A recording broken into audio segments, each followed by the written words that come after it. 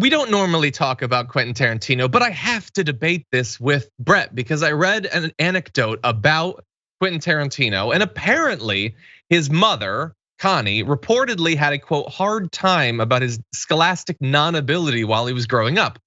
With the director adding in an interview that in the middle of her little tirade, she said, "Oh, and by the way, this little writing career with the finger quotes and everything, this little writing career that you're doing, that S is effing over." I'm not even trying to do an impersonation of him. When she said that to me, he goes on, in that sarcastic way, I was in my head and I go, okay, lady, when I become a successful writer, you will never see penny one for my success. There will be no house for you. There's no vacation for you. No Elvis Cadillac for mommy. You get nothing because you said that. And asked if he kept that promise after he became famous and rich. He said, yeah. I helped her out with a jam with the IRS, but no house, no Cadillac, no house. I've been wondering all week, what is Brett going to say about this? Like, this is the sort of stereotypical thing where they didn't support you, but he is still probably crazy rich. What do you think? I need more information about his writing as a child. Because if it had as many N-words in it then as it does now, maybe that's what mom was talking about. And to be that petulant still, like, sir, people's parents beat the crap out of them. Like, yeah, people's parents actually abuse them. You're fixating on, maybe there were more moments. I'll give him the benefit of the doubt. There were more moments. I assume there were. But like, still, and then also, Quentin, you helped her out with a jam for the IRS. You broke your own rule because that's monetary, buddy. You helped your mom with money. So sorry. I don't know. The danger with this is like if you start defending Quentin Tarantino's mom and then it comes out that she was truly a terrible, evil person, then sure. I'm like, oh no, I didn't know that. But if she's just this nice lady who one time when he like wouldn't clean his room and she had to buy like adult-sized hats for this little tiny kid with a giant head, like she's like, you're too expensive. Maybe she just got frustrated and that one time was like, no more writing. Maybe. I'm assuming it was a pattern. I do like the new alternate history, which he's a fan of, where she was just trying to stop like a budding racist from wrecking art or something, but that's probably not what it is.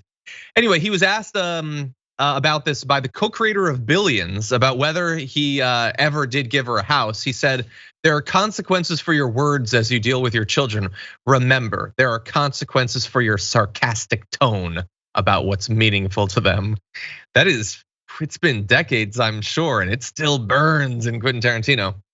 Anyway, that was days ago this news came out. This morning, the mother responded. So Connie said, regarding my son Quentin, I support him. I'm proud of him and love him and his growing new family.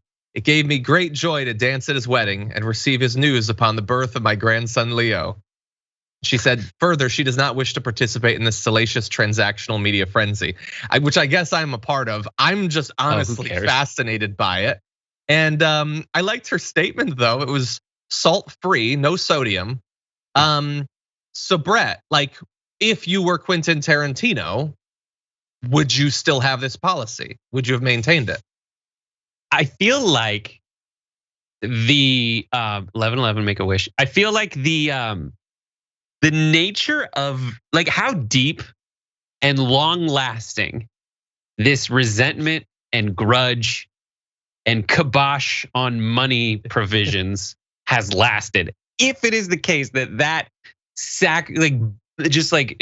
salt-free vanilla statement to The Rap or whoever, like if that was able to undo decades and decades of resentment, then I would be absolutely shocked. If I'm Quentin Tarantino and my mom one day years ago was like, that was horrible, said something horrible, and I was like, forever, I'm gonna keep my money from you. And just like, oh, she said something kind of, I guess, nice that wasn't in those 140 characters horrible. I get what you're saying, but here's forget the thing she just said. If like you make content, you've been on shows, you've done commercials. Let's say that your parents hadn't been supportive of you. let's say that they watched you in, Joseph and the Technicolor Dreamcoat and they weren't fans or something. Would you? It was Jesus Christ Superstar, but continue. Oh, was it? Anyway, I'm sure you were great. Could you maintain something like this if they had shown no support, if they had tried to dissuade you from doing the thing that you do? Or do you think there's some sort of obligation that a child has to their parents regardless? I mean, my mom, I remember when I was a kid. Barring like violence and sexual assault. Obviously, I'm not talking about abuse like that. I'm talking about not supporting. When I was a kid and gregarious / probably pretty annoying, I was like, I want to do this, and my mom was like, you're not gonna be a child star. I'm not gonna do that. She grew up in Hollywood. She's like, it's bad news to be a child star. It'll suck. She's got a point. And so I didn't do those things for a very long time. I just waited till I was a grown up and I did them. I waited till I was an adult to become a child star, and now I am one, and it's great. But no, you are a child star, Brett. But like I like you can't keep that resentment, because the truth is everything from your childhood you're remembering wrong scientifically. The more you think about it, every time you revisit a memory, you change it. Like that's how memories work. So he's fixating on this, and he's a driven person, and he seems like somewhat like passionate about stuff and a little mercurial. Like maybe the guy, when he thinks about it, it becomes like this larger motivator and has functioned as that for his entire life. So I would say that probably that motivated him more. I don't think it's without the realm of possibility that motivated him more. And without that kind of resentment fueled motivation, maybe he wouldn't have become a maybe, but no one can say any of that. At the end of the day, I would suggest to Quentin Tarantino the same thing that motivated him to help her with the IRS. Like, you can get her something nice, because whatever situation she created, it led to you being successful. And just because you're giving her something doesn't mean you're necessarily rewarding her. You might just be the bigger person in this situation. Who knows? But then again, as I said, the very first thing I said, I don't have enough information. I don't know Connie very well, but I know Connies, and they're all delightful people. A little. Yeah, I mostly agree with you. I just think, I agree. Whatever they did help, obviously, aside from the worst stuff. That's not what we're talking about. But also on top of that, I say buy her house, because it is entirely possible that at some point she had to read an article about his foot stuff. Yeah. Buy her house. Ugh. Yeah. She must have watched Once Upon a Time. You know what? He could buy her a certain kind of house where she's an old woman who lived in a shoe. Totally buy it would be a sandal. Live in a sandal. There was an old woman who lived in a strappy sandal, whose son dropped so many N-bombs she just couldn't handle. Oh God. A new children's book coming from rising child star Brett Ehrlich.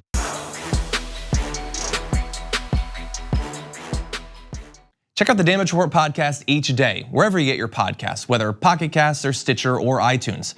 You can join me as I give you the news and stories you want, with a range of co-hosts and interview guests jumping in on the fun each day. Again, that's the Damage Report, wherever you get your podcasts. And if you get them at iTunes, don't forget to rate and review. Sometimes I'll read them live on the show.